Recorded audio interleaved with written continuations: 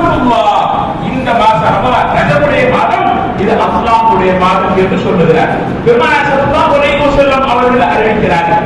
அதற்கு நபி ஸல்லல்லாஹு அலைஹி வஸல்லம் அவர்கள் கூறியிருக்கக்கூடிய ஹதீஸிற்கு விரிவுரை செய்யக்கூடிய ஹஜ்ரத் இப்னு கையிம் ஜௌஸி ரஹ்மத்துல்லாஹி அலைஹி அவர்கள் பதிவு செய்கிறார்கள். இந்த ரஜபுடைய மாதம் ஒரு இஸ்லாமியன் ஒரு முஃமின் விதையை விதைக்கக்கூடிய மாதம். ஷாபானுடைய மாதம் அந்த விதைக்கு தண்ணீர் ஊற்றும் மாதம். ரமலானுடைய மாதம் அறுவடை செய்யும் மாதம் என்பதாக இப்னு கையிம் ஜௌஸி ரஹ்மத்துல்லாஹி அலைஹி அவர்கள் கூறுவார். அன்பானவர்களே, ரமலானுடைய மாதத்திற்காக இந்த உம்மத்தை அல்லாஹ் தயார்படுத்துகிறார். ரஜபிலிருந்து நீங்க தயாராகி விட வேண்டும். ஒரு விவசாயி அல்லது ஒரு வியாபாரி தன்னுடைய அற்புதமான லாபத்தை பெறுவதற்கு தன்னை ஓரிரு மாதங்களுக்கு முன்னால் தயார்படுத்திக் கொள்வது போல ஒரு விவசாயி தன்னுடைய விவசாயத்தின் மகசூலை நிரப்பமாக பார்த்துக் கொள்வதற்கு ஓரிரு மாதங்களுக்கு முன்பு அவன் தயாராகிக் கொள்வது போல இஸ்லாமியன் ரஜபுடைய மாதத்திலேயே தன்னை ஆயத்தப்படுத்திக் கொள்ள வேண்டும், தன்னை தயார்படுத்திக் கொள்ள வேண்டும். காலத்தினுடைய வெகுமதி, காலத்தினுடைய பொன்னான நிலைப்பாடு இவற்றை இஸ்லாமியன் புரிந்து இந்த மாதங்களை அனுபவிக்க கடமைப்பட்டிருக்கிறார். அன்னை நபி ஸல்லல்லாஹு அலைஹி வஸல்லம் அவர்கள் அற்புதமாக ஹதீஸிலே சொல்லுவார்கள், ரஜபுடைய மாதம் இது அல்லாஹ்வுடைய மாதம். அல்லாஹ்வுடைய மாதம் என்று ஏன் சொல்லப்பட்டது? இந்த ரஜபுடைய மாதம் ஏன் சொல்லப்பட்டது? அன்னை நபி ஸல்லல்லாஹு அலைஹி வஸல்லம் அவர்களுடைய காலத்திலே நீங்கள் ரஜபுடைய மாதத்தில் நடந்த வரலாறுகளை நினைவு கூர்ந்து பாருங்கள். ரஜபுடைய மாதத்தில் என்ன இஸ்லாமிய வரலாறு நடந்திருக்கிறது? ரஜபுடைய மாதத்தில் தான் அல்லாஹ் தஆலா நபி நூஹ் அலைஹிஸ்ஸலாமுக்கு உங்களை சார்ந்த என்னை ஏற்றுக்கொண்ட உங்களை நபியாக ஏற்றுக்கொண்ட மக்களை வெள்ளப்பெருமையும் ஒன்றை ஏற்படுத்த போகிறேன், அநியாயத்தை இறை வைப்பவர்களை நான் அந்த வெள்ளப்பெருமையத்தில் அழைக்கப் போகிறேன் என்று அல்லாஹ் தீர்மானித்துவிட்டு அதற்கு நபி நூஹ் அலைஹிஸ்ஸலாமுக்கு சொல்லுகிறார், நீங்க கப்பலை தயார் செய்யுங்கள், நல்லோர்களை முஃமின்களை என்னையும் உங்களை ஏற்றுக்கொண்ட மக்களை நீங்கள் காப்பாற்றுவதற்காக ஒரு கப்பலை தயார் செய்யுங்கள் என்று உத்தரவிட்டார். தெரியுமா? அந்த உத்தரவிட்ட மாதம் ரஜபுடைய மாதம் தான். அன்பானவர்களே, அன்னை நபி ஸல்லல்லாஹு அலைஹி வஸல்லம் அவர்களுடைய காலத்தில் நபி அவர்கள் பயணித்து தன்னுடைய போர்களை நிறைவேற்றி செய்து சென்றிருக்கக்கூடிய போர்கள் நிறைய போர்கள் இருக்கிறது. நபி ஸல்லல்லாஹு அலைஹி வஸல்லம் அவர்கள் தலைமையில் போன போர்கள் நிறைய இருக்கிறது. நான் விஷயத்திற்கு சுருக்கமாக வருகிறேன். நபி ஸல்லல்லாஹு அலைஹி வஸல்லம் அவர்களுடைய காலத்தில் தபூக் யுத்தம் நடந்த மாசம் இந்த ரஜபுடைய மாதம் தான். நீங்கள் வரலாறுகளை கேள்விப்பட்டிருப்பீர்கள். ஜமாத் சார்ந்து இருக்கக்கூடிய சாட்சிகள் நாம் இருந்தோம். தபூக் யுத்தம் முஸ்லிம்களுக்கு மகசூலை மகத்தான நிலையில் அதை தந்து கொண்டிருந்த ஒரு காலகட்டம் இந்த ரஜபுடைய மாதம். இந்த காலகட்டத்தில் அல்லாஹ் சோதிக்கிறான். பொதுவாகவே முஸ்லிம்களுக்கு அந்த சோதனை வியாபாரம் நடத்தி கொண்டிருக்கும் பொழுது நமக்கு வாங்க சொல்லும் சப்தம் கேட்போம். வியாபாரமா அல்லது வாங்குக்கு பதிலளிப்பதா, பள்ளிக்கு செல்லுவதா என்ற இந்த சோதனை நமக்கு ஏற்படும். ஜும்மாவுக்கு வாங்க சொல்லிடுறாங்க. வாங்க சொல்லக்கூடிய அந்த சந்தர்ப்பத்தில் தான் இரண்டு வாடிக்கையாளர் நம்ம கடைக்குள்ள ஏறுவோம். அன்பானவர்களே, இஸ்லாமியருக்கு சோதனை தான். நாம் அல்லாஹ்வுக்கும் அல்லாஹ்வுடைய தூதருக்கும் முன்னுரிமை தருகின்றோமா அல்லது இந்த உலகத்துடைய ஆதாயத்திற்கு முன்னுரிமை தருகின்றோமா என்பதைத்தான் அல்லாஹ் சோதிக்கிறார். முஃமினுக்கு வெற்றி என்பது அவருக்கு எளிதான விஷயம் அல்ல. இந்த உலக வாழ்க்கையுடைய வெற்றிக்கு மனிதன் போராடி சார்கிறார், போராடி கொண்டே இருக்கிறார். யார் வெற்றி பெற்று விட்டது இந்த உலக வாழ்க்கையில்? எவ்வளவு போராடுகிறார்கள் தெரியுமா? உலக வாழ்க்கைக்கு இவ்வளவு பெரிய போராட்டம்னா மறுமையில நாளைக்கு அல்லாஹ்ல நாம நல்லாக்கியார்களாக போகணும், அவர் படைச்சிருக்கிற ஜன்னத்துல் ஃபிர்தௌஸ்க்குள்ள போகணும்னா அவ்வளவு சாதாரண காரியம் அல்ல என்பது நாம் எல்லோருமே அறிந்திருக்கக்கூடிய விஷயம். அன்பானவர்களே, அப்படி நெருக்கடியான காலகட்டத்தில் தபூக் யுத்தத்தை ஆரம்பிச்சாங்க. தபூக் யுத்தத்தை அறிவிக்கப்பட்டது. 3 சஹாபாக்கள் வாகன வசதி உள்ளவர்கள் மகசூலை பார்க்கிறார்கள். இந்த மகசூலை நல்ல அறுவடையில் நிற்கிறது. இப்போதான் வெள்ளப்படைக்கு போது மகசூல் அறுவடை செய்யும் அந்த நேரத்தில் புயல் வந்து அங்கே சாய்த்து விட்டு விவசாயிகள் சோர்ந்து கவலை அடைந்து உட்கார்ந்து நாம் எல்லோருமே அறிந்த விஷயம். இந்த 3 சஹாபாக்கள் யோசிச்சாங்க, நாம இந்த அறுவையை முடிச்சுட்டு நம்ம கிட்ட தான் வாகன வசதி இருக்குது, நம்ம என்ன செஞ்சிருவோம், போகின்ற படையை அடைஞ்சிருவோம், நம்ம வேகமாக செல்லக்கூடிய குதிரையை வைத்திருக்கிறோம் என்று நினைத்து 3 சஹாபாக்கள் என்ன செய்து விடுகிறார்கள், தங்கி விடுகிறார். அன்பானவர்களே, அருமை நபி ஸல்லல்லாஹு அலைஹி வஸல்லம் அவர்கள் அனுப்பிய படை போய்விட்டது. அதிகாரிகளை சென்று விட்டார்கள். நபி அவர்களே பதில் தொகைக்கு பிறகு பார்க்கிறார்கள், இந்த 3 தோழர்களும் அந்த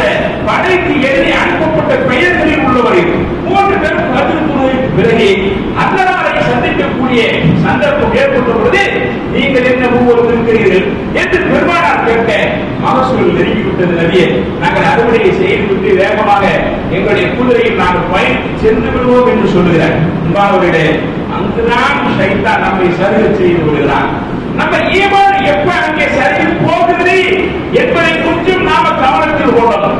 எங்கெல்லாம் நாம் சரியை கொண்டிருக்கிறோம் என்பது நமக்கு அல்லாஹ்வால் புரிய வைக்கப்படுகிறது. இருந்தாலும் கூட அதை நாம் மறந்து கடந்து போய்விடுகிறோம் என்பதுதான் நிதர்சனமான உண்மை.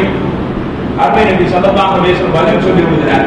மகசூல் ஏற்பட்டதை அறுவடை செய்து விடலாம், இன்று போய்விடலாம், நாளை போய்விடலாம் என்று நினைத்து சஹாபாக்கள் நினைத்துக் கொண்டிருக்க தபூக் யுத்தத்திற்கு போனவர்கள் அங்கே திரும்பி விட்டார். மஸ்ஜிதே நபவிக்கு திரும்பி விடுகிறார். நபி ஸல்லல்லாஹு அலைஹி வஸல்லம் அவர்களுடைய படை அங்கே திரும்பி விடுகிறது. தபூக் யுத்தம் முடிந்தே திரும்பி போனது. இன்று போய்விடலாம், நாளைக்கு போய்விடலாம் என்று நினைத்துக் கொண்டிருந்த மூன்று சஹாபாக்களால் இறுதி வரைக்கும் போருக்கே போக முடியவில்லை. இன்று தொழுகை பருவ போல அந்த ஜிஹாது பருவம், அந்த ஜிஹாது பருவம் இன்றும் கூட நமக்கு கால நெருக்கடி ஏற்படுமானால் ஜிஹாது நம்மிலும் பருவாகிவிடும். இதுதான் இஸ்லாத்தினுடைய அடிப்படையான விஷயம். அன்பானவர்களே, என்னவாறு இந்த மூன்று பேர்களும் என்ன செய்வது என்று தெரியாது திகைத்தார். படை வந்தது, இந்த மூன்று பேரும் போருக்கு போகல. அல்லாஹ்விற்கு உத்தரவு வந்து விட்டது. மறு உத்தரவு வரும் வரைக்கும், அல்லாஹ்வுடைய மறு அறிவிப்பு வரும் வரைக்கும் இந்த மூன்று சஹாபாக்களிடமும் யாரும் பேசக்கூடாது. மஹல்லாவில் இருக்கக்கூடிய சஹாபாக்களை யாரும் பேசக்கூடாது. அவருடைய குடும்பத்தில் இருக்கக்கூடிய மனைவி மக்கள் யாரும் அவர்களோடு பேசக்கூடாது. ஒரு வீட்டிற்கு போய் ஒரு நிலைப்பாடு என்றால் நாம் என்ன செய்ய முடியும்? அன்பானவர்களே, அருமை நபி ஸல்லல்லாஹு அலைஹி வஸல்லம் அவர்கள் இந்த அறிவிப்பை செய்து விடுகிறார்கள். அத்தௌபா என்ற அத்தியாயத்தின் இறைவனை வசனம் இருக்கிறது. அல்லாஹ் சொல்லுகிறார், வஅத ஸலாத்தல் லதீன குல்லிபு, மூன்று சஹாபாக்கள் பின்தங்கி போய்விட்டார்கள். மூன்று சஹாபாக்கள் போருக்கு செல்லாமல் பின்னணிக்கு போனார்கள். ஹத்தா இதா ஆகத் அலைஹிமுல் அர்து பிமா ரஹபத், பூமி விசாலமான பூமிதான், ஆனா மனசு நெருக்கடியாயிடுச்சு. பல சமயங்களில் ஏசி அறைக்குள்ளதான் இருக்கும், தூக்க வராமல் தவிக்கக்கூடிய பல நிலைப்பாடு இருக்கிறது. தன்னை தெரியாமல் தான் இருக்கிறோம், எல்லாமும் இருக்கிறது. மனைவி இருக்கிறார், மக்கள் இருக்கிறார்கள், வீட்டில் பணம் இருக்கிறது, நம் பேரில் சொத்துக்கள் இருக்கிறது, தூக்கம் இல்லை. லாக்கத்து அடையும் பூமி விசாலமாக இருந்து மனம் நெருக்கடியாகி போனது. என்பார்களே, 40 நாட்கள் இந்த நிலை தொடர்ந்து 40வது நாளில் இவர்கள் நாம் மூன்று பேருடைய தௌபாவும் அல்லாஹ்வால் ஏற்றுக்கொள்ளப்பட்டு இவர்களுக்கு தௌபா அறிவிக்கப்பட்டது. தௌபா அறிவிக்கப்பட்ட மாதம் தேதி தான். அருமை நபி ஸல்லல்லாஹு அலைஹி வஸல்லம் அவர்கள் இந்த ரஜபுடைய மாதத்துடைய மகத்தான வரலாறுகளை பதிவு செய்கிறார். இந்த வரிசை தொடர்ந்த நிறைய வரலாறு மேலாக சொல்வதற்கு நமக்கு நேரம் போல மேலாக விஷயங்கள் நம்ம வந்து விடலாம். அன்பானவர்களே, அருமை நபி ஸல்லல்லாஹு அலைஹி வஸல்லம் அவர்கள் இந்த ரஜபுடைய மாதத்தை அல்லாஹ்வுடைய மாதம் என்று புறக்கணிக்கப்படுத்துவதற்கு என்ன காரணம் என்றால், நபி அவர்களுக்கு தொழுகை கடமையாக்கப்பட்ட மாதம். இதற்கு முன்னாடி இன்னொரு செய்தி என்ன தெரியுமா? இந்த ரஜபுடைய மாதத்தில் ஜக்காத் கடமையாச்சு. இந்த ரஜபுடைய மாதத்தில் தான் ஜக்காத் கடமையானது. ஜக்காத் 50 கடமைகளில் ஒன்று. ஜக்காத் கடமையாக்கப்பட்ட மாதம் ரஜபுடைய மாதம். இந்த மாதத்தில் தான் தொழுகை கடமையாக்கப்பட்டது. தொழுகை எப்பொழுது கடமையாக்கப்பட்டது நாம் எல்லோருக்குமே தெரியும். நபி ஸல்லல்லாஹு அலைஹி வஸல்லம் அவர்கள் மேராஜுடைய பயணம் மேற்கொண்டதற்கு பிறகு வானத்தில் வைத்து கடமையாக்கப்பட்ட இபாதத் தொழுகைதான் என்பது நாம் எல்லோருக்கும் அறிந்திருக்கும் விஷயம். அன்பானவர்களே, இது ரஜப் மாதத்துடைய தகவல். நபி ஸல்லல்லாஹு அலைஹி வஸல்லம் அவர்கள் ரஜப் மாதத்துடைய 27ஆம் பிறையன்று அங்கே ரஜபுடைய 27ஆம் பிறையன்று மேராஜின் பயணத்திற்கு அறிவிப்பு செய்யப்படுகிறார். நபி அவர்களுக்கு வாழ்க்கையில் ஏற்பட்ட இன்னல்களை போலவெல்லாம் உலகத்தில் எந்த தலைவரும் அந்த இன்னல்களை சந்தித்தது கிடையாது. நபியவர் நிறைய இன்னல்களை சந்தித்திருக்கிறார். நிறைய வரலாறுகள்ல சும்மா பயணங்கள் அவ்வப்போது பொது நிகழ்ச்சிகளில் நாம் கேட்டு அறிந்தவர்கள். மேராஜுக்கு காரணமாக இருந்த அந்த சந்தர்ப்பத்தில் நபி ஸல்லல்லாஹு அலைஹி வஸல்லம் அவர்கள் பெரும் துயரமாய் 3 துயரங்களை சந்தித்திருந்தார். ஒன்று, அதற்கு கனீஜா ரலியல்லாஹு அன்ஹாவின் மரணம். 2, அல்லாஹ் பெரியார் பேசுறார். ஒவ்வொன்றையும் பேசணும்னாக்க கனீஜா ரலியல்லாஹு அன்ஹா இஸ்லாத்திற்கு அந்த பெண்மணிக்கு என்ன தொடர்பு? நபியவர்கள் 25 வயதாக இருக்கும்போது 40 வயதில் இருக்கின்ற ஒரு பெண்ணை மணப்பித்தார்கள்.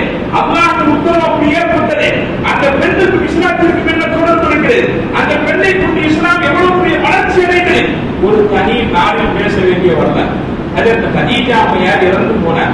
கதீஜா அம்மையார் சம்பந்தப்படுத்தி அல்லாஹ் வசனம் சொல்கிறார், வவஜதக பால்லன் பஹதா வவஜதக ஆயிரம் மாதா. நபியோட நீங்க செல்வம் இல்லாம இருந்தீங்க, அல்லாஹ் கதீஜா அம்மையாருக்கு செல்வத்தை கொடுத்து உங்களுக்கு பெரிய செல்வந்தராக. பல சமயத்துல நாம மனமுடிச்சுட்டு மனைவி கொஞ்சம் வசதியான குடும்பமா இருக்க நம்மளும் செல்வந்தராயிருவாங்க. அது மாதிரி இது ஒரு அற்புதமான ஒரு ரூட்டு. அல்லாஹ் அந்த செல்வத்தை வைத்து பெருமானாரின் பெருமை கூட சொல்லவில்லை. அதற்கு கதீஜா ரலியல்லாஹு அன்ஹா அன்றைய காலத்தில் இஸ்லாமியர்களுக்கு கொடுத்த அந்த பணத்தினுடைய மதிப்பு எவ்வளவு தெரியுமா? அன்றைய காலத்தில் இன்றைய காலத்துடைய பண மதிப்பீட்டு 20 கோடி ரூபாய். 15 நூற்றாண்டுகளுக்கு முன்பு நடத்தினீர்கள். அதற்கு கதீஜா ரலியல்லாஹு அன்ஹா இஸ்லாத்திற்காக அர்ப்பணித்தார். ஒரு பள்ளிக்கூடத்திற்கான கொடிக்கலத்தை சார்ந்த ஒரு பெண்மணி ஒரு பள்ளிக்கூடம் கட்டுவதற்கு அங்கே தன் நிலத்தை வாரிசுதாரர்கள் யாருமே இல்லை என்ற காரணத்தினால் அவரை தன் பள்ளி கல்விக்காக வேண்டி எழுதி வைத்து விட்டார் என்பதற்காக நாடே புகழ்கள். 15 நூற்றாண்டுகளுக்கு முன்பு கதீஜா அம்மையார் கொடுத்த செல்வத்தை பற்றி அல்லாஹ்வே புகழ்ந்து பேசுகிறான். நீங்க செல்வம் இல்லாம இருந்தீங்க, கதீஜா அம்மையாருடைய செல்வத்தை கொடுத்து அல்லாஹ் இஸ்லாத்தை வலுப்படுத்தி விட்டார். என்பவர்களே, கதீஜா அம்மையார் இறந்து போனாங்க. பெருமானார் ஸல்லல்லாஹு அலைஹி வஸல்லம் அவர்களுக்கு பெரும் ஆராய்ச்சி நிகழ்ந்த அபூ தாலிப் இறந்து போனார். அபூ தாலிப் இறந்து போனார். பெருமானாருக்கு அபூ தாலிப் இருக்கும் வரையிலும் மக்களுக்கு காட்டுகிற யாரோ தெரிந்து அப்படின்றத வரலாறுகள் பேசுகிறது. அன்பானவர்களே, ஒரு ஈர் துரும்பு கூட பெருமானாருக்கு யாரும் அங்கே ஈர் விளைவித்து விட முடியாது. பெருமானார் சிந்தனை தந்து விட முடியாது. அபூ தாலிப் இருக்கும் வரையிலும் அப்படி அரசாங்கம் செய்கிறது. பெருமானார் ஸல்லல்லாஹு அலைஹி வஸல்லம் அவர்களுக்கும் அவர்கள் கொண்டு வந்த இந்த தீனுக்கும் அப்படி பாதுகாப்பாக இருந்தார். அபூ தாலிப் இறந்து போனார். அதே காலகட்டத்தில் இந்த சந்தர்ப்பத்தில் நபி ஸல்லல்லாஹு அலைஹி வஸல்லம் அவர்கள் தாய்ப்பு நகரத்திற்கு போனார்கள். 3 தலைவர்கள் அந்த தாய்ப்பு நகரத்தில் மிகப்பெரிய ஆளுமையில் இருந்தார்கள். பெருமானார் ஸல்லல்லாஹு அலைஹி வஸல்லம் அவர்கள் தாவா செய்வதற்கான தாய்ப்பு நகரத்திற்கு போய் தாவா செய்யக்கூடிய சந்தர்ப்பத்தில் அந்த 3 தலைவர்கள் மருத்துவரோடு மட்டுமல்ல நபி அவர்களை தாயிலிருந்து விரட்டி அடித்தார்கள். சிறுவர்களை கொண்டு இளைஞர்களை கொண்டு நபி அவர்களுக்கு கல் எறியப்பட்டதை நபி அவர்களுடைய உடலில் அங்கே ரத்தம் படிந்தது. வரலாறு பதிவு செய்யப்பட்டிருக்கிறது. அல்லாஹ் பார்த்தா பொதுவான நியதி அல்லாஹ் ஒன்று வைத்திருக்கிறார். இஸ்லாமியனுக்கு இறை நேசர்களுக்கு ஆகப்பெரிய சோதனை வந்துவிட்டது என்று சொன்னால் நம்முடைய வாழ்க்கையிலேயே கொஞ்சம் பார்க்கலாம். பொறுமையாக இருந்தோமானால் அல்லாஹ் மிகப்பெரிய பரிசை ஒன்றை தரப்போகிறான் என்பது பொருள். பெருமானார் ஸல்லல்லாஹு அலைஹி வஸல்லம் வாழ்க்கையில் அப்படித்தான் நடந்தது.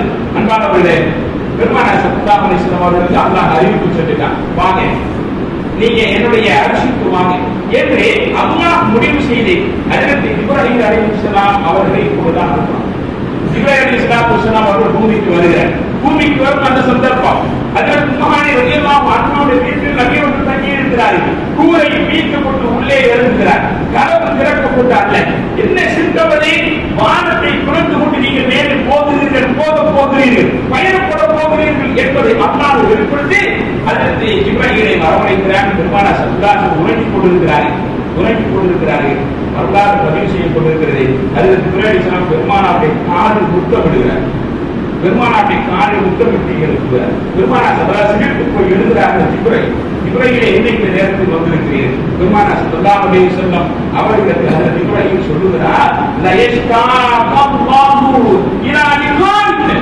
அல்லாஹ் உங்களை சந்திப்பதற்கு ஆவலாக இருக்கிறார். மேராஜுடைய அறிவிப்பு செய்யப்படுகிறது. அல்லாஹ் உங்களை சந்திப்பதற்கு ஆவலாக இருக்கிறார். நபி அவர்கள் தயாராகி விடுகிறார்கள். நபி ஸல்லல்லாஹு அலைஹி வஸல்லம் அவர்கள் மேராஜ் பயணத்தில் துவக்கம் ஏற்பட போகிறது.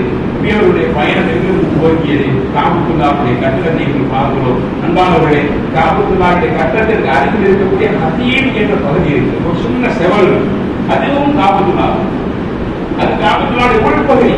எனவே அந்த ஹதீம் பகுதியை என்ற காட்டுக்குள் பொழுதுவிட்டு வரலாம் என்று ஆட்சிகள் ஏற்றுவார். அதுவும் காபத்துல்லா, அந்த வட்டமாக போட்டப்பட்டிருக்கக்கூடிய கட்டப்பட்டிருக்கக்கூடிய அந்த சுவர்கள் சொல்வதற்கு ஆட்சிகள் ஏற்றுவார். அந்த ஹதீமும் காபத்துல்லாவின் உள்பகுதி தான். அன்றைய காலத்தில் மக்களிடத்தில் பரிசுத்தமான பொருட்கள் அங்கே வாங்கப்பட்டு கட்டப்பட்டதில் இந்த அளவுக்கு தான் கட்டப்படுகிறது என்பது வரலாற்று தகவல். இன்னொரு வரலாற்று தகவல் என்னவென்று சொன்னால், காபத்துல்லாவுக்குள்ள சாமானிய முஸ்லிம் உள்ள போக முடியாது. எனவே சாமானிய முஸ்லிம் உள்ளே போய் வரட்டும், காபத்துல்லாவுக்குள்ளே நுழைந்த அந்த வாக்கியத்தை சிறப்பும் என்ற அடிப்படையில் அல்லாஹ் அந்த ஹதீமை நிறுத்தி பெருமானாரை அழைத்து செல்கிறார். ஹதீமுக்கு வந்தாய். அன்பானவர்களே, பெருமானார் ஸல்லல்லாஹு அலைஹி வஸல்லம் அவர்கள் மதீனாவுக்கு வந்து விட்டார்கள். பெருமானார் பார்க்கிறார்கள். ஹஜ்ரத் இப்ராஹிம் அலைஹிஸ்ஸலாத்து வஸ்ஸலாம் அவர்கள் பெருமானார் ஸல்லல்லாஹு அலைஹி வஸல்லம் இதயத்தை பிளக்கிறார். நபி அவருடைய இதயம் பிளக்கப்படுகிறது. நபி அவர்களுடைய அந்த இருதயம் எடுக்கப்படுகிறது. நபி அவர்கள் கண்கூடாக பார்க்கிறார்கள். இருதயம் வெளியே எடுக்கப்பட்டது. அன்பானவர்களே, இன்னும் ஓபன் ஹார்ட் சர்ஜரி பார்க்கிறார்கள். அந்த பேஷண்ட் கண்கூடாக கம்ப்யூட்டரில் பார்க்கிறார். பெருமானார் ஸல்லல்லாஹு அலைஹி வஸல்லம் இருதயம் வெளியில் எடுக்கப்பட்டது. பெருமானார் ஸல்லல்லாஹு அலைஹி வஸல்லம் அந்த இருதயம் எடுக்கப்பட்டு ஜம்சம் நீரால் கழுவப்படுகிறது. ஜம்சம் நீருக்கு புகழ் சேர்ந்தது என்று வரலாற்று தகவல் கூறப்படுகிறது. வரலாற்று ஆசிரியர்கள் கூறுகிறார், ஜம்சம் நீருக்கு பெருமை சேர்க்கப்பட்டது. பெருமானார் ஸல்லல்லாஹு அலைஹி வஸல்லம் இருதயம் கழுவப்பட்ட அந்த சந்தர்ப்பத்தில் நபி அவர்கள் பார்க்கிறார்கள். ஹஜ்ரத் இப்ராஹிம் அலைஹிஸ்ஸலாம் அவர்கள் சொல்லுகிறார்கள், நான் நபி அவர்களின் இதயத்தை பார்க்கிறேன், இருதயத்தை பார்க்கிறேன். இரண்டு கண்களை போன்றும் இரண்டு காதுகளை போன்றும் அந்த இருதயத்தில் இருக்கிறது என்று சொல்கிறார். நான் அதிசயித்து போய் என்று இப்ராஹிம் அலைஹிஸ்ஸலாம் கூறிய ஹதீஸ்களில் பதிவு செய்யப்பட்டிருக்கிறது. எனவே தான் நபி ஸல்லல்லாஹு அலைஹி வஸல்லம் ஹதீஸில் கூறுவார்கள், இன்னீல அராகும் பில் கல்பி, நான் நீங்கள் முன்னால் பார்ப்பது போல நான் உங்களுக்கு பின்னாலும் பார்க்கிறேன் என்று சொல்லுகிறார். நபி ஸல்லல்லாஹு அலைஹி வஸல்லம் அவர்களுடைய உடல் அமைப்பே ஒரு அதிசயமானது. எப்படி ஏழு வானங்களை கடந்து போகக்கூடிய அளவுக்கு இந்த உடல் ஒரு அதிசயப்பட்ட ஒரு உடலாக எப்படி ஆக்கப்பட்டது என்பதுதான் நாம் அறிந்து கொள்ள வேண்டிய விஷயம். அன்பானவர்களே, நபி ஸல்லல்லாஹு அலைஹி வஸல்லம் அவருடைய இருதயம் அப்பேற்பட்டது. எனவே தான் நபி அவர்கள் சொல்லுகிறார்கள், என்னுடைய கண்கள் தூங்கும், ஐநானி கனாம், அவருடைய கண்கள் தூங்கும், பராயணம் கல்வும், அவருடைய இதயம் தூங்க. இப்படி ஒரு படைப்பு தான் கண்கள் தூங்கும், அவருடைய இதயம் தூங்காது என்று நம்பி யாராவது சொல்ல முடியுமா? ஒரு 3 நாட்கள் அப்படி இருந்தால் நம்முடைய நிலைப்பாடு என்ன? நபி ஸல்லல்லாஹு அலைஹி வஸல்லம் அவருடைய உடல் அப்படி ஒரு அதிசயமான உடல். அன்பானவர்களே, நபி ஸல்லல்லாஹு அலைஹி வஸல்லம் உடல்ல தான் உலகத்தில் எந்த காலகட்டத்திலும் ஈ உட்கார்ந்தது. நபியோட உடலை ஈ உட்கார்ந்ததே கிடையாது. நபி ஸல்லல்லாஹு அலைஹி வஸல்லம் அவர்களுடைய உடலுக்கு தான் நிழல் இருந்தது கிடையாது. நபியோடைய உடலில் நிழல் கிடையாது. நாம் இன்னொரு சொன்ன கையை அசைத்து பாருங்கள், நம் கைக்கு கீழே நிழல் விழுகிறது. நாம் பகல் காலங்களில் இருக்கக்கூடிய அந்த சந்தர்ப்பத்தில் பாருங்கள், நம்முடைய உருவத்திற்கு கையிலே நிழல் விழுகிறது. நபி ஸல்லல்லாஹு அலைஹி வஸல்லம் உடலுக்கு நிழல் விழாது. நபியவர்களுடைய நிழலில் கூட ஒருவர் நின்று அங்கே அவர்களுக்கு செய்திவிடக் கூடாது என்ற அடிப்படையில் அல்லாஹ் அவர்களுடைய உடலிலிருந்து நிழல் விழுவதை தடுத்து விட்டார் என்ற போதிலும் கூட நபியவர்களுடைய உடல் என்பது அது லதாபுத் என்று சொல்லப்படக்கூடிய மென்மை தன்மை படைத்தது. அது நிழல் விழாத அளவுக்கு அல்லாஹ் அந்த உடலை பாதுகாத்திருக்கிறார். அன்பார்களே, நம்முடைய உடலுக்கும் நபிகளார் ஸல்லல்லாஹு அலைஹி வஸல்லம் அவர்களுடைய உடலுக்குமான பெரும் வேறுபாடு என்னவென்று சொன்னால், ஹதீஸ்களிலே வரலாற்று தகவல்களை நீங்கள் பாருங்கள்.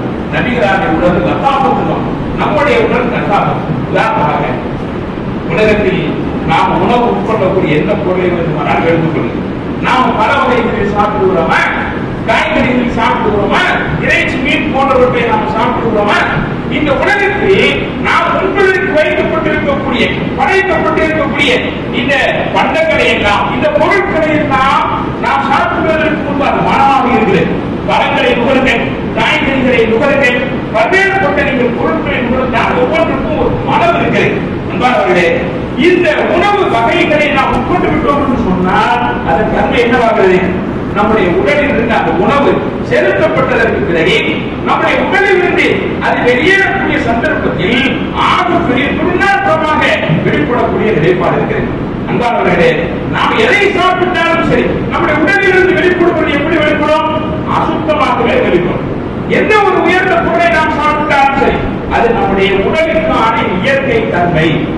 நாம் சாப்பிட்டதற்கு பிறகு அப்படித்தான் வெளிப்படும். அது கனிவாக இருந்தாலும் சரி, சிறுநீராக இருந்தாலும் சரி, நம்முடைய உடலில் வெளிப்படக்கூடிய வியர்வையாக இருந்தாலும் சரி, கண்ணிலிருந்து வெளிப்படும் பீழையாக, மூக்கிலிருந்து சரியாக, வாயிலிருந்து ஏதோ ஒரு பொருளான அசுத்தமாக வெளிப்படுவதாக இருந்தாலும் சரி, ஒட்டுமொத்தத்தில் கழிப்பறையிலும் சரி, கழிப்பறைக்கு வெளியிலும் சரி, நம்முடைய உடலிலிருந்து பிரியக்கூடிய ஒவ்வொன்றுமே அசுத்தம் தான்.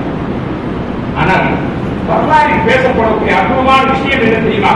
நபி ஸல்லல்லாஹு அலைஹி வஸல்லம் அவர்களுடைய இருதயம் கழுவப்பட்டதற்கு பிறகு நபி அவர்களுடைய உடலில் மிகப்பெரிய மாற்றத்தை அல்லாஹ்வால் ஏற்படுத்தப்பட்டது போல நபி அவர்களுடைய ஒவ்வொரு உறுப்புகளிலும் அல்லாஹ் அவ்வளவு பெரிய மாற்றத்தை வைத்திருக்கிறார்.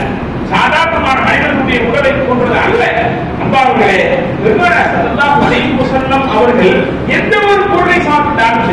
எந்த ஒரு பொருளை சாப்பிட்டாலும் சரி அவர்களுடைய உடலில் வெளிப்படக்கூடிய சந்தர்ப்பத்தில் அதை சாப்பிடுவதற்கு எப்படி மனமாக முன்பு மனமாக இருந்ததோ சாப்பிட்டதற்கு பிறகு அதை விட மனமாக இருக்கும்.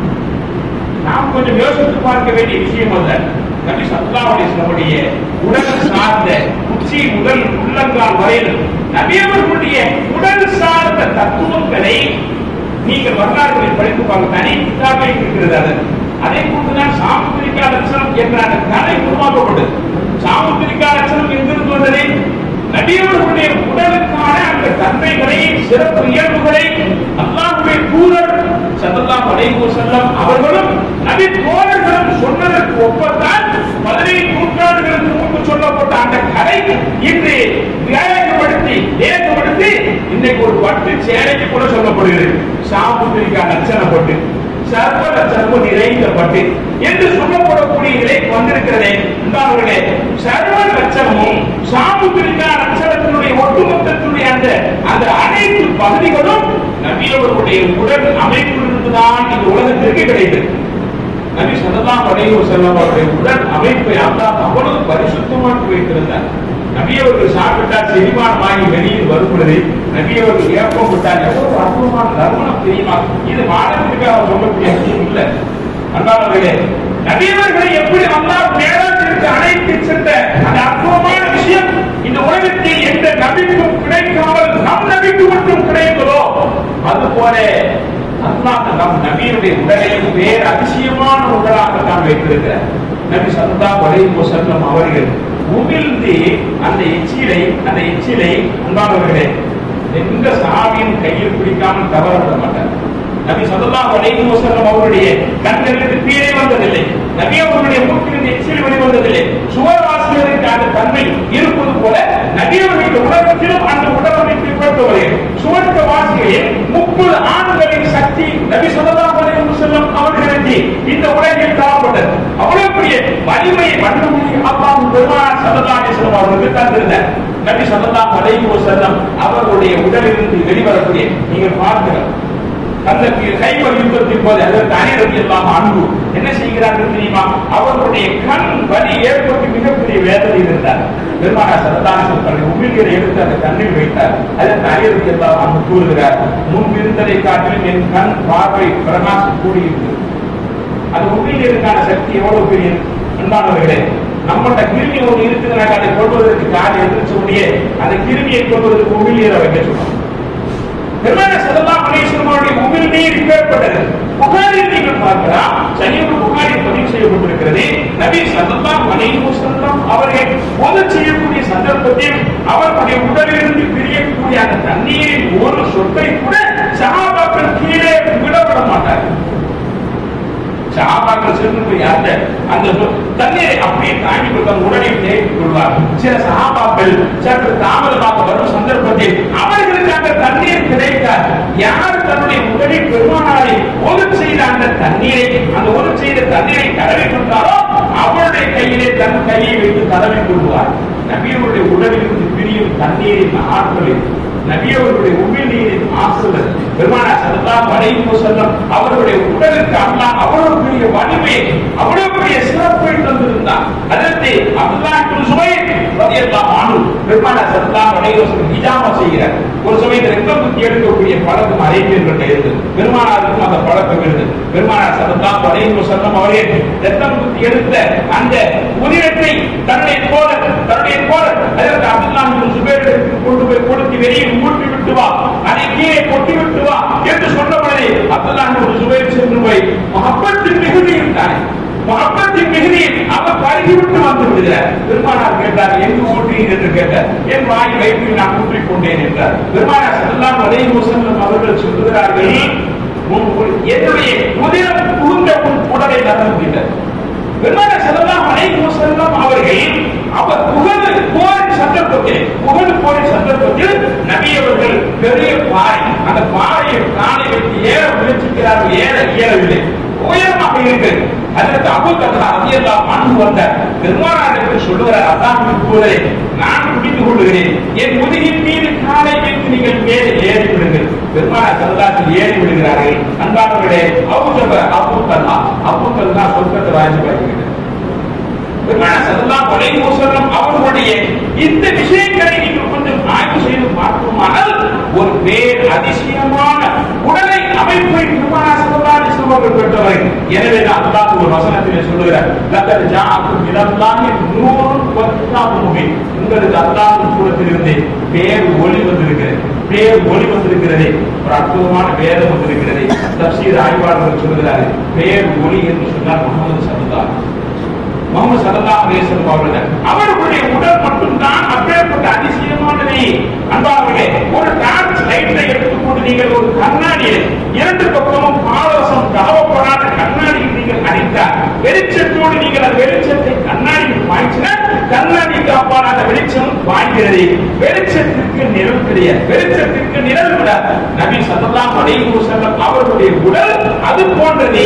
எனவே நபி அவர்களுடைய உடலுக்கு நிழல் இல்லை. எனவேதான் நபி அவர்களுடைய உடலுக்கு நிழல் இல்லை. நம்முடைய உடலுக்கு அப்பாற்பட்டது. நம்முடைய உடலை அரபியில் சொல்கிறார்கள் லதாபத். நபி அவர்களுடைய உடல் லதாபத். அது கண்ணாடி போன்றது. பெருமானார் ஸல்லல்லாஹு அலைஹி வஸல்லம் அவருடைய உடல் இப்படி ஒரு நிலைக்குள் என்ன செய்யப்பட்டது, கொண்டு வரப்பட்டது. நபி அவர்கள் அங்கே புராக் வாகனத்தில் அழைத்து செல்லப்படும் தருணம் வந்து அன்பானவர்களே, அருமை நபி ஸல்லல்லாஹு அலைஹி வஸல்லம் புராக் வாகனத்தில் ஏறி அமர்கிறார். புராக் வாகனத்தின் வேகம் எவ்வளவு தெரியுமா? இன்று ஒளி பயணம் என்று இன்னைக்கு சயின்ஸ் சொல்றது. ஒளி பயணம் அப்படின்னு நீங்க கண்டுபிடிச்சிட்டான். இன்னைக்கு மேலாட்சி விளக்குவது என்பது பாராபுரமான விஷயம் கிடையாது, பாராபுரமான விஷயம் கிடையாது. மேலாட்சி விளக்குவது என்று பாராபுரமான விஷயமா? இன்னைக்கு சயின்ஸின் வளர்ச்சி இனியும் வளரும். ஒளி பயணம், ஒரு ஒளி பயணம், ஒரு வினாடிக்கு ஒளி பயணம் எவ்வளவு பயணிக்க முடியும்? ஒளி பயணம் என்பது இன்னைக்கு எவ்வளவு? 1,80,000 மைல், 1,86,000, 1,86,000 மைல் ஒரு வினாடிக்குள் கடக்க முடியும். ஒரு வினாடிக்குள் கடக்க முடியும். அதுதான் ஒளி பயணத்தினுடைய அளவில் இன்னைக்கு சயின்ஸ் சொல்லி இருக்கிறது. நபி ஸல்லல்லாஹு அலைஹி வஸல்லம் அவர்கள் அவர்களுடைய உடல் இப்படி தயார் செய்யப்பட்டு அல்லாஹ்வால் கட்டமைக்கப்பட்டு இந்த உடல் புராக் வாகனத்தில் ஏற்றி அமர்த்தி செல்லப்படுகிறது. புராக் வாகனம் ஒளி பயணம். புராக் என்று சொன்னால் பர்த் வந்து, பர்த் என்று சொன்னால் மின்னல் என்று பொருள். மின்னல் பார்த்தீங்களா? ஒரு நொடிப்பொழுதில் அங்கே பட்டுளியாய் வீசிவிட்டு மறைத்து விடக்கூடிய செய்வார். எவ்வளவு தூரத்திற்கு அந்த ஒளி இரு பறவைகளை அன்பார்கள் இன்று சயின்ஸ் மிகப்பெரிய வெளிப்படுத்தி இருக்கிறது. நபியவர்கள் போய் என்ன செய்கிறார்கள்? புராக் வாகனத்தில் அமர்கிறார்கள். புராக் வாகனத்தினுடைய தோற்றம் எல்லாம் ஹதீஸில் சொல்லப்பட்டிருக்கிறது என்றால் கூட அடுத்த விஷயங்களுக்கு வரலாம். நபி ஸல்லல்லாஹு அலைஹி வஸல்லம் புராக் வாகனத்தில் ஏறி பயணிக்க துவங்கிவிட்டார். ஜிப்ரீல் அலைஹிஸ்ஸலாம் அவர்கள் கூட செல்கிறார். அன்பானவர்களே, பிறகு தூக்கம் வந்துச்சு நினைக்கிறேன். சோர்வாயிட்டீங்களா? சோர்வாயிட்ட ஆமா, ஏன்னா நீங்க சோர்வாயிட்ட நான் முடிச்சிருக்கேன். புராக் வாகனத்தின் நபியவர்கள் புராக் என்பதாக ஒரு ஒளி அமைப்பு கொண்ட வாகனம். அந்த வாகனத்தில் ஏறி உட்கார்ந்தால் ஒரு நொடி பொழுது இன்றைய சொல்றது, இன்றைய சயின்ஸ் சொல்கிறது, ஒரு வினாடிக்கு 1,86,000 மைல். இன்னைக்கு நீங்க 1.5 பெருக்கி நீங்க கிலோமீட்டரை கணக்கு பண்ணி கொள்ள வேண்டிய நபியவர்கள் அந்த ஒளி வாகனத்தில் தயார் செய்யப்பட்ட அற்புதமான உடல் அமைப்பை கொண்ட நபியவர்கள் ஏறி பயணிக்கிறார்கள். முதல் பயணம் துவங்குகிறது. முதல் பயணத்தின் போது நபியோட ரூட் எப்படி போனது தெரியுமா? நபி ஸல்லல்லாஹு அலைஹி வஸல்லம் ஹத்தீமில் இருந்து புறப்பட்டார். ஹத்தீம் உங்களுக்கு நான் சொன்னேன், ஹத்தீமில் இருந்து பயணப்படுகிறார்கள். துவக்கம் ஹத்தீமில் இருந்து, அங்கிருந்து நபியவர்கள் மஸ்ஜித் நபவி மதீனாவுக்கு செல்கிறார். அப்போதான் போகல, அப்போதான் ஹிஜ்ரத் ஏற்படல. நபியவர்களுடைய நபித்துவத்திற்கு பிறகு 10 ஆண்டுகள் முடிந்து 51வது வயதில் துவக்கத்தில் மேலாது பயணம். 51வது வயதில் துவக்கத்தில் மேலாது பயணம். நபியவர் ஹத்தீமில் இருந்து புராக் வாகனத்தில் ஹஜ்ரத் ஜிப்ரீலோடு பயணிக்கிறார்கள். எஸ்ரிமுக்கு முன்னாடி சொல்லப்பட்டது. பெருமானார் ஸல்லல்லாஹு அலைஹி வஸல்லம் செய்து போவதற்கு முன்பாக மதீனாவுக்கு முன்னாள் பேர் எஸ்ரி. அல்லாஹ் காட்டுகிறான், நீங்க இன்னும் சில காலங்களில் இந்த மதீனாவுக்கு ஹிஜ்ரத் செய்ய போறீங்க. அங்கு நபி ஸல்லல்லாஹு அலைஹி வஸல்லம் 2 ரக்காத் தொழுகிறார். மதீனாவுக்கு போகிறார்கள், 2 ரக்காத் தொழுகிறார்கள். அங்கிருந்து பயணம் அடுத்து துவங்குகிறது. அதுக்கு பெருமானார் ஸல்லல்லாஹு அலைஹி வஸல்லம் அவர்கள் தூரு சீனா மலைக்கு அழைத்து செல்லப்படுகிறார்கள். புராக் வாகனம் அங்கு போகிறது. தூரு சீனா மலை ஹஜ்ரத் மூஸா அலைஹிஸ்ஸலாத்து வஸலாம் அவர்கள் 40 நாட்கள் நோன்பிருந்து, ரப்பே நான் உன்னை பார்க்கணும். அல்லாஹ் ஆயத்தில் பதிவு செய்கிறார். அன்பால் என்ற அத்தியாயத்தில் அல்லாஹ் பேசுகிறார். ரப்பி அரினி, என்னை நீ காட்டு, உன்னை நீ காட்டு எனக்கு. ரப்பே என்னை நீ எனக்கு காட்டு, உன்னை எனக்கு காட்டு என்று வேண்டி 40 நாட்கள் நோன்பிருந்த அதுக்கு மூஸா அலைஹிஸ்ஸலாமுக்கு அல்லாஹ் சொன்னார், லந்தராணி என்னை பார்க்க முடியாது. அன்பானவர்களே, கொஞ்சம் ஒப்பிட்டு பாருங்க. அது மூசா அலைஹிஸ்ஸலாமுக்கு அல்லாஹ் சொல்றான், என்னை நீ பார்க்க முடியாது. லந்தராணி திருமுறை வசனம், லந்தராணி என்னை பார்க்க முடியாது. ஆனால் நம்முடைய ஹபீப் ஸல்லல்லாஹு அலைஹி வஸல்லம் அவர்களை என்னை பார்க்க வா என்று அழைத்துக் கொண்டு போகிறார். அதுதான் நம்முடைய யோசிக்க விஷயம். எந்த நபிக்கும் கிடைக்காத ஒரு பேரதிசயம். அதில் மூசா அலைஹிஸ்ஸலாம் நாட்கள் தவம் இருந்து ரப்பிடத்தில் கேட்கிறார், ரப்பி அரினி, எனக்கு உன்னை காட்டு என்று சொல்லுகிறார். பெருமானார் ஸல்லல்லாஹு அலைஹி வஸல்லம் மதீனாவுக்கு அடுத்து தூர் சீனா மலைக்கு செல்கிறார்கள்.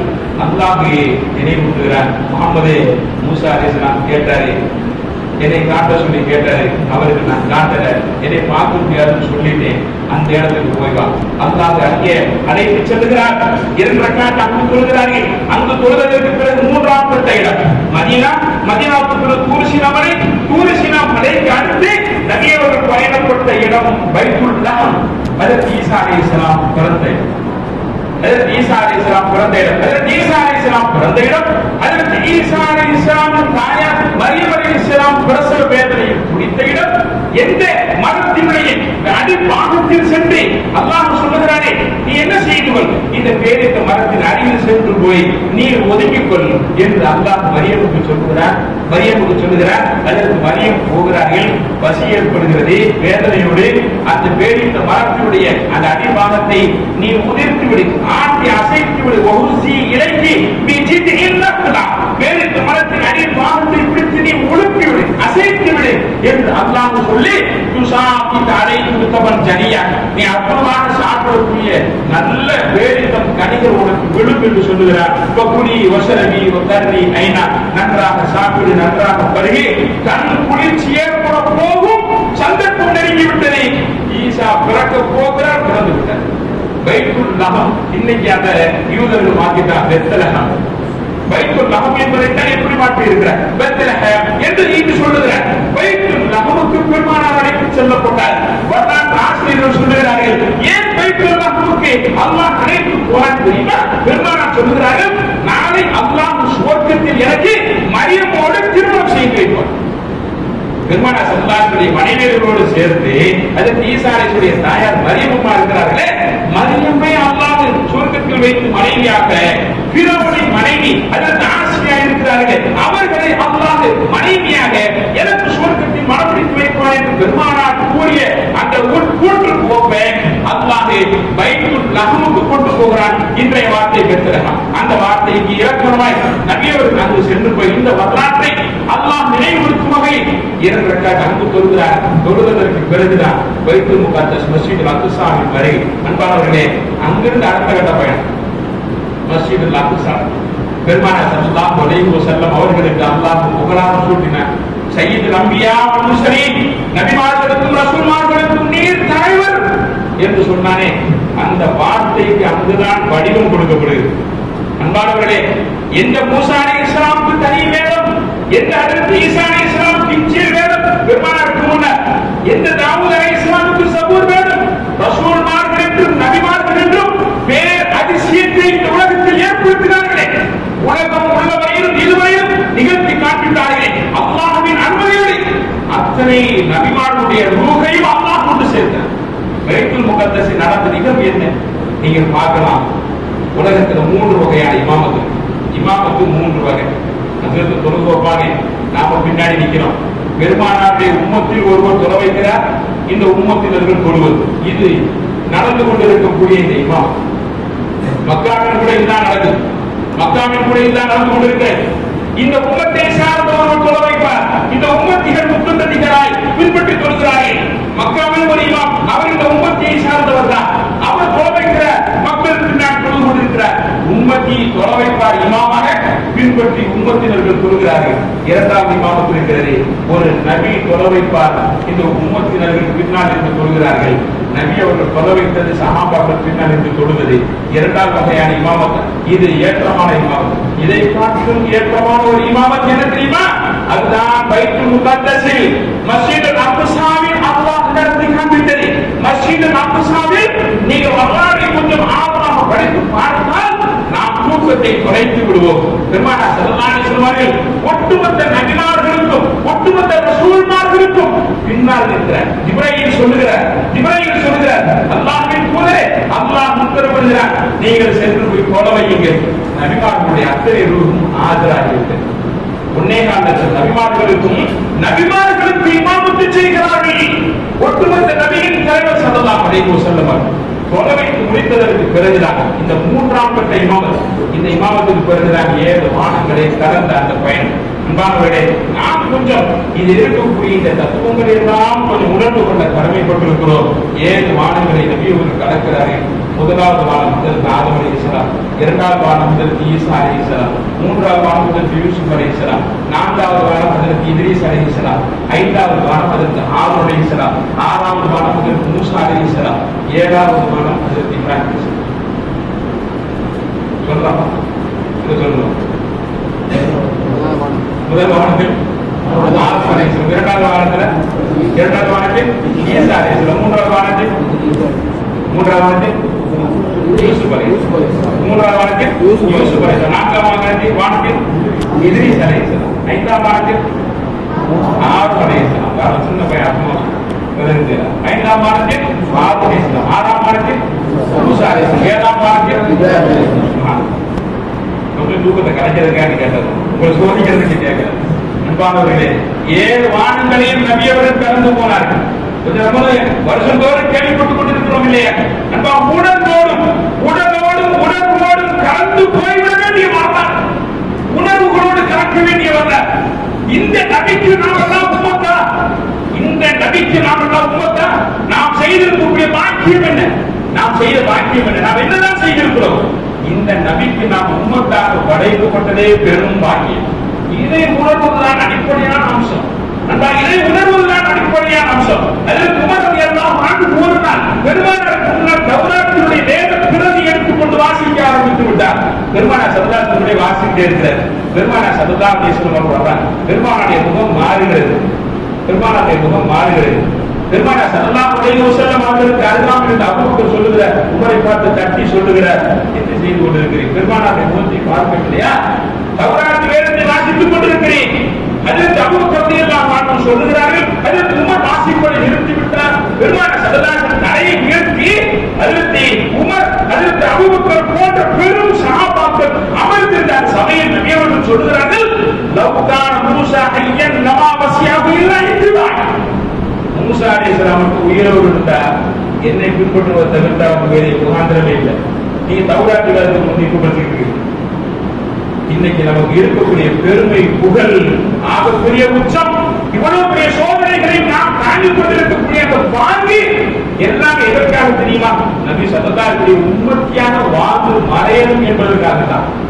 அன்பானவர்களே, 7 வானங்களை கடந்து போயிட்டு அந்த புராக் வாகனம் பைத்துல் முகத்தஸோட முடிஞ்சி, பைத்துல் முகத்தஸுக்கு மேல 3வது வானத்திலிருந்து பயணப்பட்ட அந்த வாகனம் மலக்குகளுடைய இரட்டை நபி அவர்கள் பயணிக்கிறார். இப்ராஹிம் இஸ்லாமுடைய இரட்டை. அன்பானவர்களே, நீங்கள் ஆழமாக ஆன்மீகத்தின் ஆழத்தில் இருக்கக்கூடிய ஹதீஸ்கள் நிறைய இருக்கிறது. நபி அவர்களுடைய முதல் கட்ட பயணம் சஃபரே பஷரி, உடல் அமைப்பு கொண்ட பயணம். 2வது பயணம் நபி அவர்களுடைய சஃபரே நூரி, ஒளி பயணம். 3வது பயணம் சஃபரே ஹக்கி. பெருமானார் ஸல்லல்லாஹு அலைஹி வஸல்லம் தோழர்கள் கூறுகிறார், 7 வானங்களை கடந்து போயாச்சு. போனதுக்கு பிறகு சித்ரத்துல் முன்தஹான் உயரம் ஏறிக்கொண்டு வர. சித்ரத்துல் முன்தஹானின் பேர் அழகு என்ன? அன்பானவர்களே, ஊட்டிக்கு போயிட்டு வந்து 3 நாள் சொல்லிக்கிட்டு இருக்கான். கொடைக்கானல் போயிட்டு வந்தேன், 1 நாள் பூரா சொல்லிக்கிட்டு இருக்கான். கொடைக்கானல் அருமையாக இருந்ததுதான்.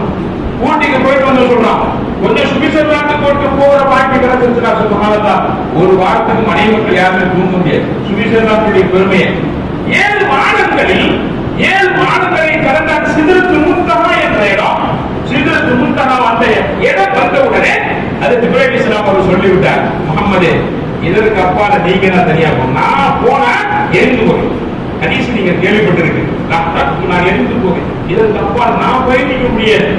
ஜிப்ரீல் பயணிக்க முடியாத இடம், மலக்குகள் பயணிக்க முடியாத இடம், எந்த நபியும் எந்த ரசூலும் இதுவரையும் பயணிக்காத இடம். அப்பேற்பட்ட 3ஆம் கட்ட பயணம் நபி அவர்கள் தன்னந்தனியாக பயணிக்கிறார்கள். அல்லாஹ்வே வரவேற்கிறார்.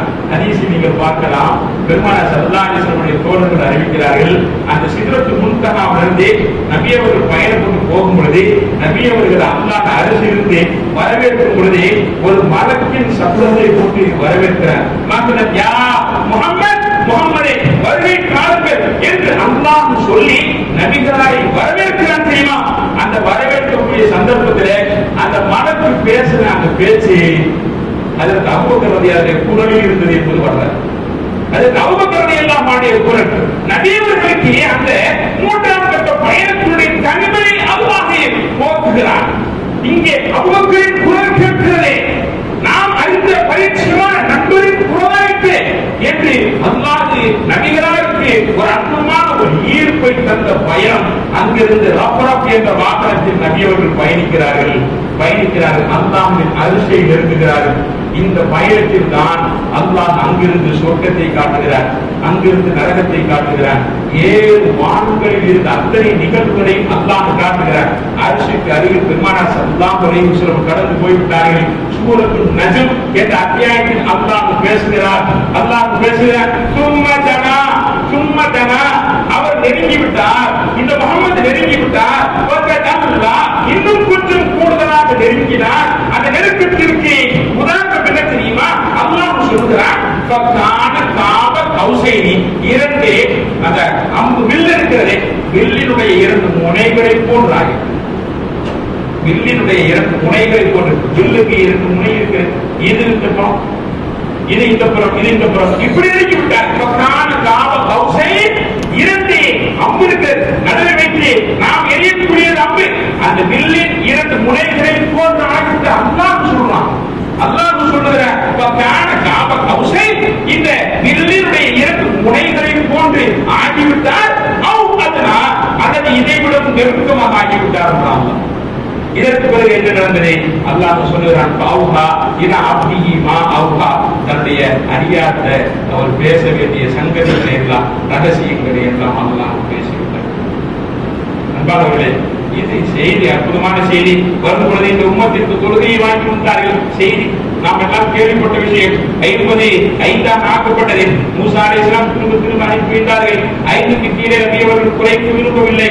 வரலாற்றில் நாம் அறிந்து கொள்ள வேண்டிய விஷயம் என்ன தெரியுமா? நபி ஸல்லல்லாஹு அலைஹி வஸல்லம் அவர்கள் அன்று அல்லாஹ்வை பார்த்து விட்டார்கள், கண்குளிராய் பார்த்து விட்டார். தன்னுடைய ஹபீபை, தன்னுடைய நேசனை எந்த முஃமின் இதுவரையிலும் காணாமல் ஒரு காணிக்கை படைத்த அந்த ரப்பை, ரப்புல் ஆலமீனை எந்த அடியார்கள் வணங்கிக் கொண்டிருந்தார்களோ அந்த ரப்ப அருமை நபி ஸல்லல்லாஹு அலைஹி வஸல்லம் பார்க்கிறார். வரலாறு நீங்கள் பார்க்கலாம். உலகத்தில் நபி ஸல்லல்லாஹு அலைஹி வஸல்லம் அவர்கள் மேராஜுடைய இந்த சம்பவம் நடைபெறுவது வரையிலும், மேராஜுடைய இந்த சம்பவம் வரலாறு நடைபெறக்கூடிய சந்தர்ப்பங்கள் வரையிலும் நபி அவர்கள் அல்லாஹ்வை இந்த உலகத்தில் கனவிலும் தொழுகையிலும் நபியை 36 முறை பார்க்கிறார். பெருமானார் ஸல்லல்லாஹு அலைஹி வஸல்லம் அவர்கள் ஒரு நாள் ஃபஜ்ர் தொழுகைக்கு தாமதமாக வருகிறார். சஹாபாக்கள் பள்ளியில் எல்லோரும் ஆயிரக்கணக்கில் காத்திருக்கிறார். நபி ஸல்லல்லாஹு அலைஹி வஸல்லம் அவர்கள் தாமதமாக ஃபஜ்ருக்கா, இன்னைக்கு ஒரு இமாம் தாமதமாக வந்தா என்ன?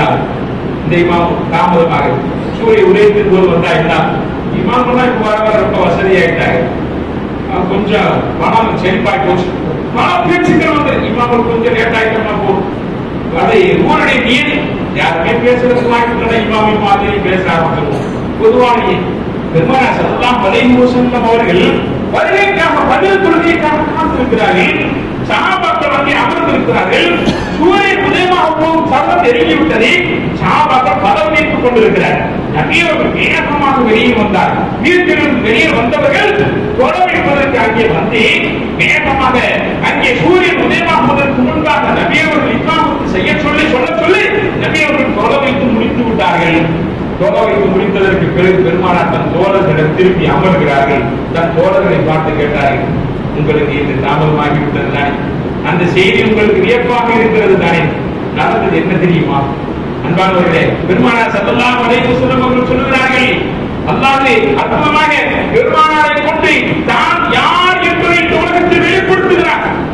நமக்குதான் பல சமயங்களில் இந்த கவனம் வரும். இந்த படுவாரி மக்கள், இந்த ஆட்சியாளர்கள் என்ன செய்கிறாங்க? இந்த அல்லாஹ் பார்த்துக்கிட்டே இருக்கிறான், ஒரு முடிவு செய்ய மாட்டேங்கிறான். இந்த அல்லாஹ்வுக்கு இறக்கவே இல்லையா? அல்லாஹ் இப்படி வேடிக்கை பார்க்கிறானே, எந்த பெருமானார் ஸல்லல்லாஹு அலைஹி வஸல்லம் சொல்லுகிறார்கள், நான் தஹஜ்ஜுத் தொழ ஆரம்பிச்சேன். தஹஜ்ஜுத் தொழ ஆரம்பித்து விட்டேன். நேரமாகிவிட்டது. சுருக்கமாக சொல்லி முடித்துக் கொள்கிறேன். அன்பானவர்களே, நபி ஸல்லல்லாஹு அலைஹி வஸல்லம் அவர்கள் தன்னை ஃபஜ்ர் தொழுகையின் தாமதத்திற்கான காரணத்தை சொல்லுகிறார்கள். நான் தஹஜ்ஜுத் தொழ ஆரம்பித்தேன், சஜ்தாவில் போய் விழுந்தேன். சஜ்தாவில் நான் விழுந்து விட்டேன். சஜ்தாவில் விழுந்ததற்கு பிறகு நான் என்னை அறியாமல் வஹியின் கணம் ஏற்படுத்தப்பட்டேன். வஹியின் கணம் ஏற்படுத்தப்பட்டேன். ஹத்தா உஸ்தில்து ஃபீ சுஜூதி. என்னுடைய சஜ்தாவில் நான் வஹியின் கணம் ஏற்படுத்தப்பட்டேன். நான் வஹியினுடைய கணம் ஏற்படுத்தப்பட்டு நான் வேறொரு உலகத்துக்குள்ள போயிட்டு எனக்கு உலகத்தின் சிந்தனையே இல்லை, உணர்வே இல்லை. நபி அவர்களுடைய சஜ்தாவின் நிலைப்பாடு உலகத்தை மெய்மறந்த நிலை. அன்பானவர்களே, நபி ஸல்லல்லாஹு அலைஹி வஸல்லம் அவர்கள் சொல்கிறார்கள், அல்லாஹ் என்னை அப்படி ஒரு உலகத்திற்குள் அழைத்து சென்று விட்டார். நபி அவர்கள் சொல்கிறார்கள், ஹத்தா ரஐது ரப்பி ஃபீ அஹ்ஸனி சூரத்தி. என்னுடைய ரப்ப நான் அவருடைய அழகான தோற்றத்தை பார்த்துட்டேன். பெருமானார் ஸல்லல்லாஹு அலைஹி வஸல்லம் சொல்கிறார், ஃபஜ்ர் தொழுகைக்கான காரணத்தை நபி அவர்கள் விவரிக்கும் சமயத்தில் ஹதீஸ் எல்லாமே சஹீஹான ஹதீஸ் தான். யாருமே ஒரு வித்தியாசமான ஹதீஸாக இருக்கும் நினைக்க தேவையில்லை. பெருமானார் ஸல்லல்லாஹு அலைஹி வஸல்லம் அவர்கள் கூறுகிறார்கள், நான் என் ரப்பை அற்புதமான தோற்றத்தை நான் பார்த்து விட்டேன்.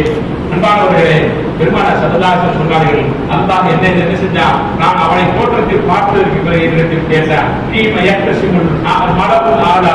இந்த மலவுல் ஆலா கூட்டம் எந்த விஷயத்திற்காக போட்டி போடுகிறார்கள் தெரியுமா? அல்லாஹ் ஒரு பெரிய உயர்ந்த மலக்குகளின் கூட்டம் இருக்கிறது. அந்த மலவுல் ஆலா என்ற கூட்டம் உமக்கு எதற்காக அவர் போட்டி இருக்கிறார்கள் தெரியுமான்னு அல்லாஹ் கேட்டான். எனக்கு தெரியல, அந்த ஆழம் நீயே நன்கறிந்தவர் என்று சொல்லிவிட்டேன். அல்லாஹ் என் முதுகில் கை வைத்தான். அந்த கையினுடைய குளிர்ச்சி என் நெஞ்சின் முன்பகுதி வரையிலும் பெற்றுவிட்டேன். பெற்றதற்கு பிறகு எனக்கு ஞானம் ஒட்டுமொத்தமாக வெளிப்பட்டு விட்டது. அல்லாஹ் சொல்லுகிறார், வகால